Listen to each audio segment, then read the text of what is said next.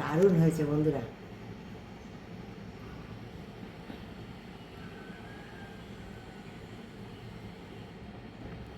Just ফাটাফাটি। এর যে সেন্ট হয় না, তোমরা একবার করে খেয়ে দেখো, দারুণ স্বাদের হয়, দারুণ। নমস্কার বন্ধুরা, দেখো তোমাদের জন্য নিয়ে এসেছি একটা আমের দারুণ রেসিপি। এই আম পোড়াবো, এই কচি কচি দেখো, এই যে ছোট ছোট আম নিয়েছি, গাছতলা দিয়ে সব কুড়িয়েছি, সুন্দর ধুয়ে নিয়েছি। এই আমগুলো দেবো আমি পোড়া। হ্যাঁ, এই আম পোড়া দিয়ে কি তৈরি হয় তোমরা আমার সঙ্গে থাকো, দেখো, একদম স্কিপ করে দেখো না। অনেকে তো অনেক রকমভাবে খাও, কিন্তু এই কচি আম দিয়ে যে কি তৈরি হতে চলেছে আমার সঙ্গে থাকো। দেখো, এই আম পোড়া দিয়ে দিলাম, এই চুলোতে দিয়ে দেবো। আম সব আমি পুড়িয়ে নেব। দারুণ সুস্বাদু একটা রেসিপি হতে চলেছে এই আম পোড়া দিয়ে। আশা করি তোমাদের খুব ভালো লাগবে, খুব ভালো লাগবে। আম পুড়িয়েছি, আর এই দেখো আম পোড়া সুন্দর হয়ে গেছে। এবার দেখো ছিলকাগুলো এরকমভাবে তুলে নেব আমরা। এই যে সুন্দর, দেখো এই যে দানাটাও বেরিয়ে গেল, কচি দানা। এই দানাটাকে ফেলে দেবো অবশ্যই। দিয়ে এই যে দেখো কত সুন্দর বেরিয়ে গেল ছিলকাটা, দেখো আমটা পুরটা কত সুন্দর বেরিয়ে গেল।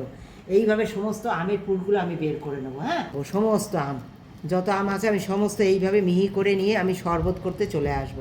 এটা কি শরবত বানাবো? গন্ধরাজ আম পোড়া শরবত।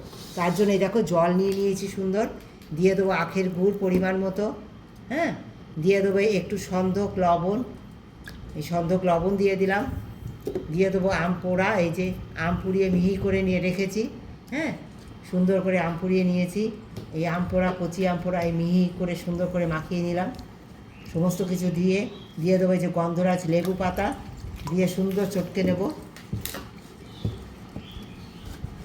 এই দারুণ সুস্বাদু, খুব তাড়াতাড়ি হয়ে যাবে, ঝটপট এই শরবত। একদম শরীর প্রাণ পুরো ঠান্ডা হয়ে যাবে বন্ধুরা। তৈরি হয়ে গেল সুন্দর, দেখো আম পোড়া শরবত। হ্যাঁ, গ্লাসে সব ঢেলে দেবো।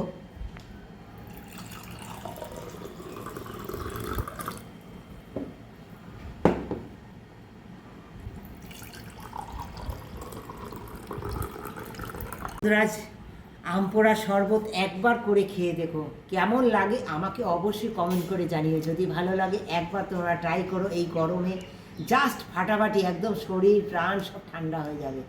হ্যাঁ, আর যারা বন্ধু হয়ে আমার পাশে আছো তাদেরকে অনেক অনেক ধন্যবাদ। আর স্কিপ করে দেখোনি, তারা এইভাবে আমার পাশে থেকো, ভালোবাসা দিয়ে স্কিপ করে কেউ দেখো না, সকলকে অনুরোধ করলাম। আর যারা লাইক করোনি এখনও একটা লাইক দিয়ে দিও, যারা কমেন্ট করোনি একটা কমেন্ট করে জানিয়ে দিও, যারা এখনও নতুন বন্ধু সাবস্ক্রাইব করনি অবশ্যই একটু সাবস্ক্রাইব করে দিও। এইভাবে আমার পাশে থেকো, যেন প্রতিদিন তোমাদের সুন্দর সুন্দর কমেন্ট আমার এত পড়তে ভালো লাগে, যে কমেন্টের দ্বারা আমি প্রতিদিন নতুন নতুন ভিডিও পাওয়ার অনেক অনুপ্রেরণা আমার মনের মধ্যে জাগে। যে সুন্দর আমাকে কমেন্ট করে যে ভালো লেগেছে সকল বন্ধুদের, আমি সুন্দর ভিডিও করতে অনেক সাহস পাই, মনে অনেক জোর পাই তোমাদের এই কমেন্টের জন্য।